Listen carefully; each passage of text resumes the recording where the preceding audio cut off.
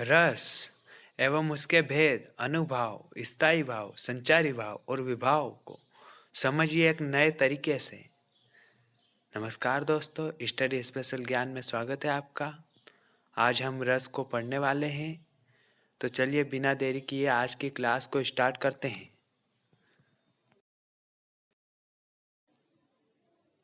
तो चलिए देखते हैं रस। भरत मुनि के अनुसार इन्होंने रस का उल्लेख अपने प्रसिद्ध ग्रंथ नाट्य शास्त्र में ईसा की पहली शताब्दी के आसपास किया था। भरत मुनि ने रस को इस प्रकार से परिभाषित किया है: विभावानुभाव व्यभिचारी संयोगाद्रस निष्पत्ति ही।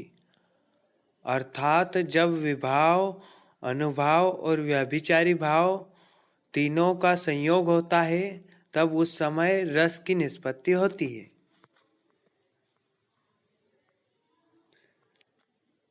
अब हम इसकी एक सरल भाषा में परिभाषा को और समझ लेते हैं कि रस किसे कहते हैं। रस काव्य शास्त्र का वह गुण है जिसके कारण व्यक्ति के मन में आनंद, आश्चर्य या विषाद की अनुभूति होती है।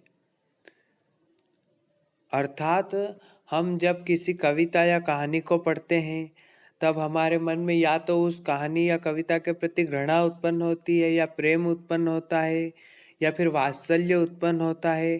तो इस प्रकार के जो भाव उत्पन्न होते हैं, इन्हीं भावों से हमारे मन में आनंद या आश्चर्य या किसी प्रकार के दुख या खुशी की अनुभूति होती है, उसे ही हम रस कहते हैं।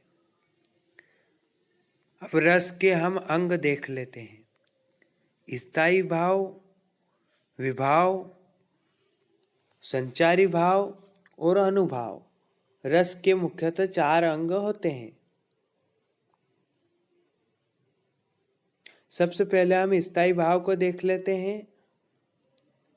स्थायी भाव मन में स्थायी रूप से होने वाले भावों को स्थायी भाव कहते हैं। स्थायी भाव रस निष्पत्ति के मूल आधार होते हैं। आचार्यों ने स्थायी भावों की संख्या 9 मानी है। इस प्रकार से किसी भी व्यक्ति के मन में जो स्थायी रूप से भाव उत्पन्न होते हैं उन्हें हम स्थायी भाव कहते हैं। तो चलिए देख लेते हैं अब स्थायी भाव कौन कौन से होते हैं। श्रृंगार। श्रृंगार रस का स्थायी भाव है रति। हास्य रस। हास्य रस का स्थायी भाव है हास। और रति यानी होता है प्रेम। करुण। करुण रस का स्थायी भाव है शोक। अगला है रौद्र रस। रौद्र रस का स्थायी भाव है क्रोध। वीर रस। वीर का स्थायी भाव है उत्साह। भयानक रस। भयानक रस का स्थायी भाव है भय। विभत्स रस। विभत्स रस का स्थायी भाव है जुगुप्सा या घृणा। अद्भुत रस। अद्भुत का स्थायी भाव है आश्चर्य।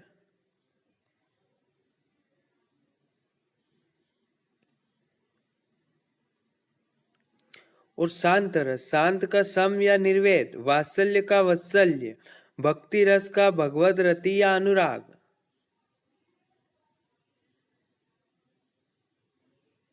इस प्रकार से ये जितने भी स्थायी भाव है, आप इन्हें आपके किसी भी एग्जाम के लिए याद करके रख सकते हैं।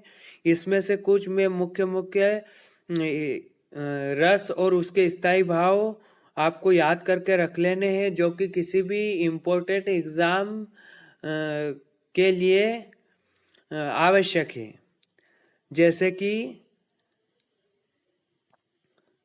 करुण रस, वीर रस और शांत रस, भक्ति रस, विभत्स रस आदि। ये कुछ ऐसे रस हैं जो कि किसी भी एग्जाम के पॉइंट ऑफ व्यू से बहुत ही महत्वपूर्ण है। आप इनके स्थायी भाव याद करके रख लीजिए। अब हम संचारी भाव को देख लेते हैं। अस्थायी रूप से उत्पन्न होने वाले भावों को संचारी भाव कहते हैं। ये स्थायी भाव की पुष्टि करने वाले होते हैं। तो दोस्तों, जब हमारे मन में स्थायी भाव उत्पन्न होने वाला होता है, उसके पहले कुछ क्षणों के लिए हमारे मन में अस्थायी रूप से जो भाव उत्पन्न होते हैं, उन्हें हम संचारी भाव कहते हैं। जैसे किसी बात को सुनकर हमको एकदम से किसी व्यक्ति के ऊपर शंका प्रकट होती है, या किसी व्यक्ति के ऊपर एकदम से हमको दुख प्राप्त होता है, उसे हम संचारी भाव कहते हैं। स्थिर न रहना इनका स्वाभाविक गुण होता है, अर्थात ये कुछ ही समय के लिए हमारे मन में उत्पन्न होते हैं, इसीलिए इन्हें संचारी भाव कहते हैं। विभाव, जो व्यक्ति, पदार्थ अथवा बाह्य विकार अन्य व्यक्ति के हृदय में भावोद्रेक करता है, उन कारणों को विभाव कहते हैं। इस आधार पर विभाव के दो भेद होते हैं।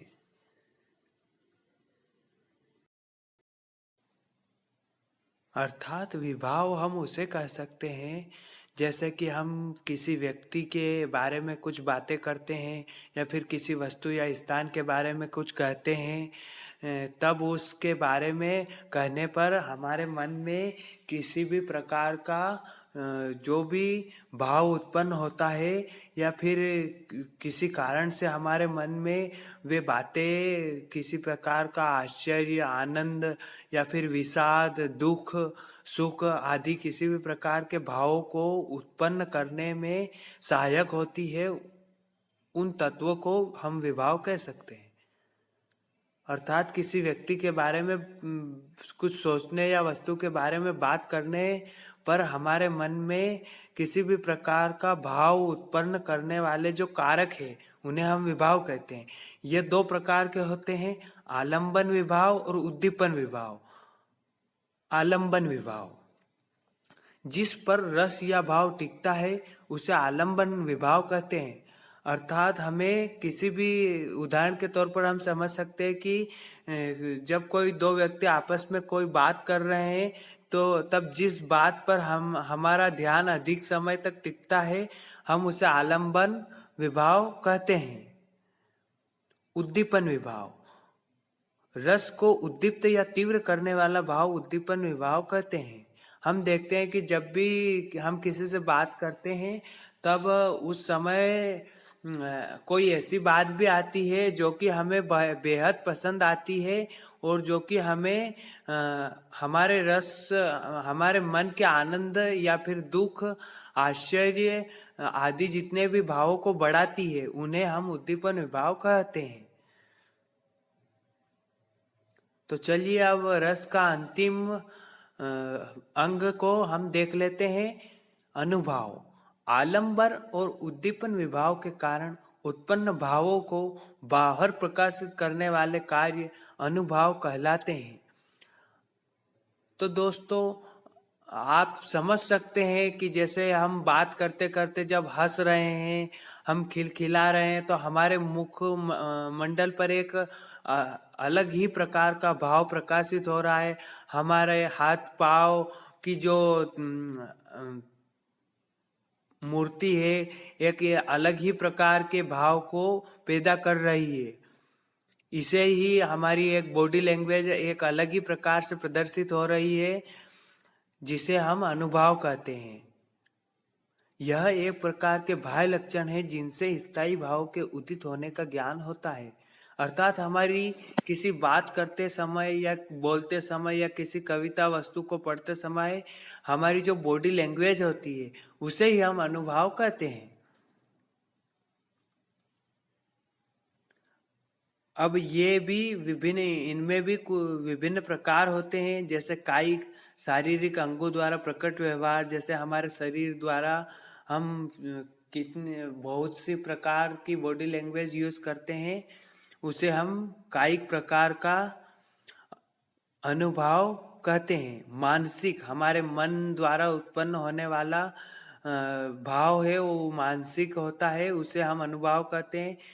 हमारी वाणी द्वारा अभिव्यक्त अनुभव होता है। आहार्य वेश रचना से संबंधित व्यवहार को हम आहार्य अनुभव कहते हैं। इस प्रकार से आप रस और रस के अंग को समझे होंगे, ऐसी आशा करता हूँ।